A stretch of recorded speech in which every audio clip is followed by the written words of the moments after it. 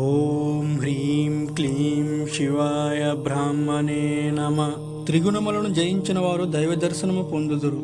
ఒక వ్యక్తి భగవంతుని సాక్షాత్కరించుకోవాలంటే అంటే దైవ దర్శనం పొందాలి అంటే తనలోని త్రిగుణాలను దాటాలి లేదా వాటిపై విజయం సాధించాలి. త్రిగుణాలు అంటే ప్రకృతి మరియు మానవ స్వభావం మూడు ప్రధాన గుణాలను నిర్మితమై ఉంటుంది. సత్యగుణం ప్రశాంతత, జ్ఞానం, నిర్మలత్వం మరియు మంచితనం. రజోగుణం అశాంతి, నిరంతర శ్రమ మరియు ప్రాపంచిక కార్యకలాపాలపై ఆసక్తి. తమో గుణం సోమరితనం, అజ్ఞానం, నిద్ర మరియు అశ్రద్ధ. దీని వెనుక ఉన్న గుణార్థం సాధారణంగా మనుషులు ఈ మూడు గుణాల ప్రభావంలోనే చిక్కుకొని ఉంటారు. చెడు పనులు చేసినప్పుడు తమో గుణం, స్వార్థంతో కూడిన పనులు చేసినప్పుడు రజోగుణం, మంచి పనులు చేసినప్పుడు సత్వగుణం మనల్ని నడిపిస్తాయి. అయితే భగవంతుడు ఈ మూడు గుణాలకు గుణాతీతుడు కాబట్టి ఎవరైతే సాధన ద్వారా ఈ మూడు గుణాలకు ప్రభావితం కాకుండా వీటన్నిటిని జయించి స్థిత ప్రజ్ఞతను పొందుతారో వారు మాత్రమే పరమాత్మను దర్శించగలరని బ్రహ్మంగారు చెబుతున్నారు. జై వీరబ్రహ్మేంద్ర స్వామి, జై గురు బ్రహ్మంగారు. ఓం వీరబ్రహ్మేంద్రాయ నమః.